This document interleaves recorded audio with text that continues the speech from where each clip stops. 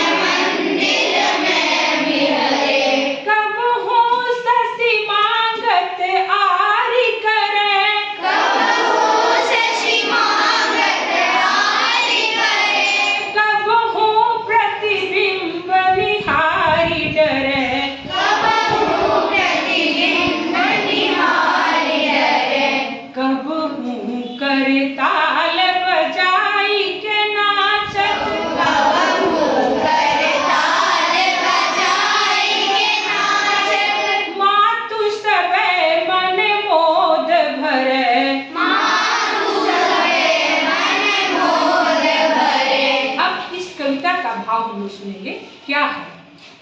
तो राम की जो जब सुबह सुबह जाती है तो क्या करती है, अपने दूसरी सखी से बात करते हुए कहती है कि अवधेश के द्वारे सकारे गई।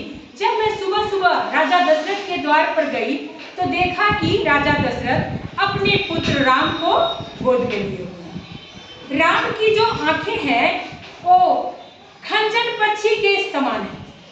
सुखंजन पक्षी का जो बच्चा होता है वो शावक के समान राम की आंखें हैं, और जब उनके मुख चंद्रमा के समान है, और चंद्रमा में जो उनकी दो आंखें हैं ऐसा लगता है कि उनके मुख पे यानी चंद्रमा में दो नीलकमल एक समान खिले हैं।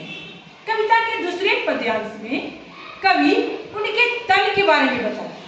कवि कहते हैं कि राम की तन की कांति कैसी है, नीलकमल के समान, यानी राम के किस रंग के थे, सांवले थे। राम कैसे थे, सांवले। अब दमके दतिया दुती दामिनी, जो उनकी दांत ऐसे चमक रही है जैसे बिजली चमक रही है। वर्षा ऋतु में बिजली चमकती है ना, वैसे उनके दांत सुंदर लग रहे हैं। कवि का कहना है कि राम की जो दांतें हैं उनके बिजली के समान शोभ रहे हैं। तो अब हम आपसे क्वेश्चन करेंगे, राम की जो आंख है वह कैसी है, राम की आंखें आप बताइए आदर्श भैया। नीलकमल के समान। और इस कविता में गोस्वामी जी ने राम की आंखों की तुलना एक और किसी से किया है, बताइए किससे किया गया राम की आंख की तुलना, सुखंजन पक्षी के सावक। सुखंजन पक्षी के सावक के समान। राम की दांतें कैसी लग रही है, उनकी दांतें कैसी दमक रही है, आप बोलिए। जैसे वर्षा ऋतु में या जब बादल बरसते हैं, गर्जन होती है, उस समय जो बिजली की चमक होती है वैसे राम की दांत लग रही है। अब उसके बाद राम की माता कौन है, वो ये, आप बताइए। रॉकी भैया बताइए। माता कौशल्या। और राम कितने भाई हैं, बताइए। कौन कौन उनके भाइयों के नाम बताइए आप। राम लक्ष्मण भरत शत्रुघ्न। राम लक्ष्मण भरत, बहुत अच्छा, गुड। नेक्स्ट क्वेश्चन है कि राम का जो जन्म हुआ था वह कब हुआ था, बोलिए। राम के जन्म को हम किस रूप में मनाते हैं, रामनवमी के रूप में मनाते हैं ना। उस दिन हमारा पर्व होता है बड़े धूमधाम से। अच्छा, राम का जन्म किस जगह हुआ था, बहुत अच्छा, आप बताइए ऋषिराज। अयोध्या में। अयोध्या किस नदी के किनारे है, चलिए आप बताइए। शरी नदी के किनारे। आप बैठ जाइए। तो अब हम आगे की पद्यांश में नेक्स्ट कविता को पढ़ेंगे। शुरू करो। कविता के तीसरे चरण में, तीसरे पद्यांश में उसको हम लोग पढ़ेंगे।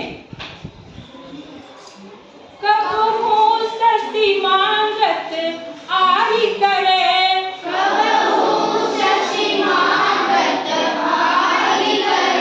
कब हो प्रतिबिंब निहारी डरे,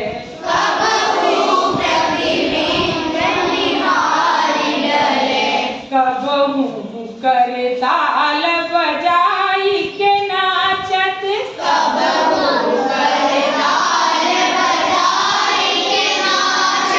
मातु सबे मन मोद भरे,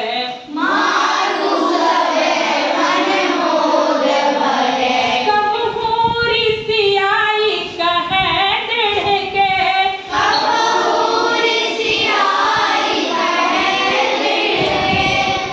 हूँ ऋषियाई कहे दृढ़ के,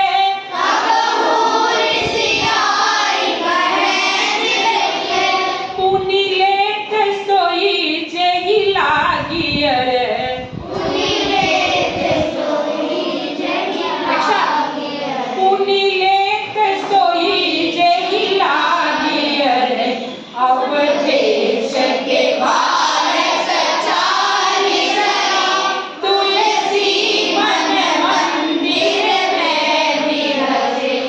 तीसरे पद्यांश में गोस्वामी जी कहते हैं कि कबहू ऋषियाई कहे प्रीते, कबहू सती मांगत हारी करे।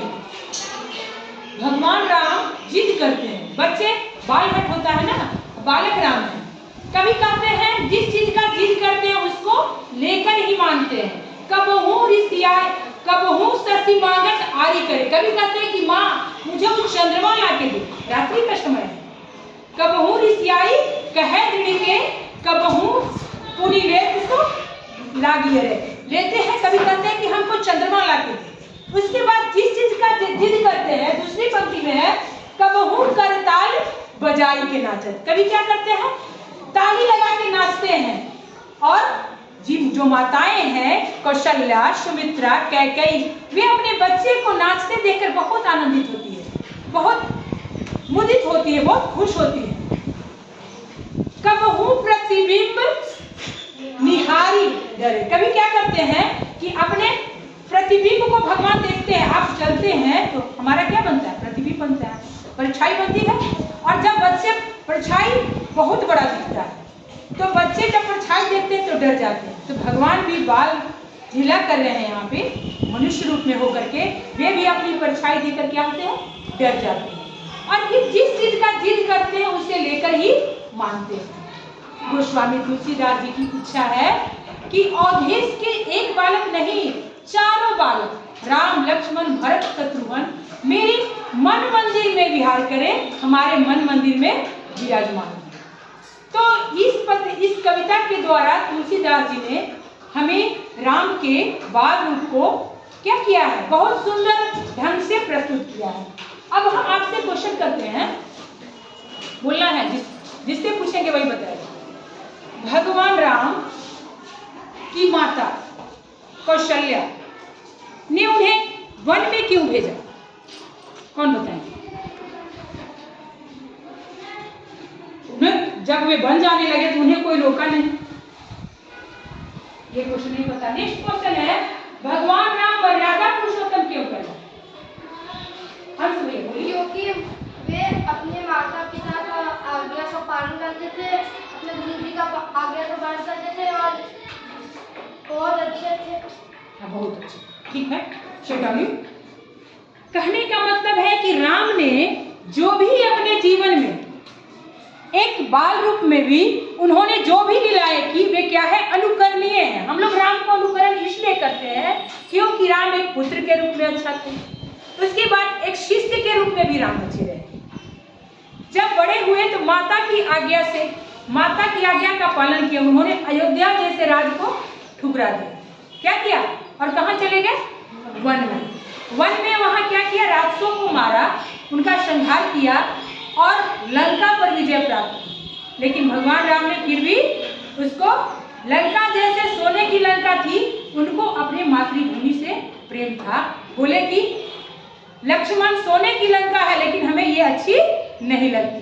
अभी स्वर्णमयी लंका न में लक्ष्मण रोजते, जननी जन्मभूमि स्वर्गादपि गई।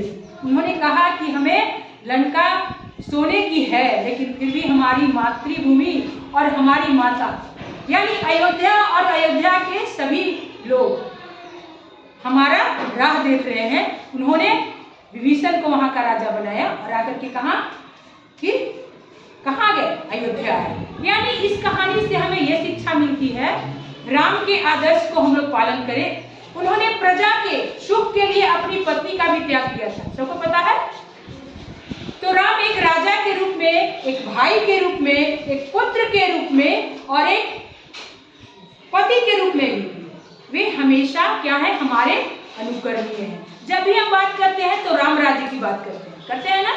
राम हमारे क्या थे, आदर्श थे और आज हम राम को ही आदर्श मानकर हम लोग उनके आदर्शों पे चलते हैं। तो इस कहानी से हमें क्या शिक्षा मिली, इस कविता को पढ़ने से हमें क्या पता चला, कौन बताएंगे? हमें क्या करना चाहिए इस कविता के अनुसार? राम को पढ़े ना, इसके बाद हमें क्या करना चाहिए? इसके बाद हमें राम का ही अनुकरण करना चाहिए, ठीक है। आज ये आपका ये कक्षा समाप्त होती है और हम इस कविता को हम लोग घर में जाएंगे और अपने माता पिता को इसको गा करके सुनाएंगे। ठीक है, थैंक यू।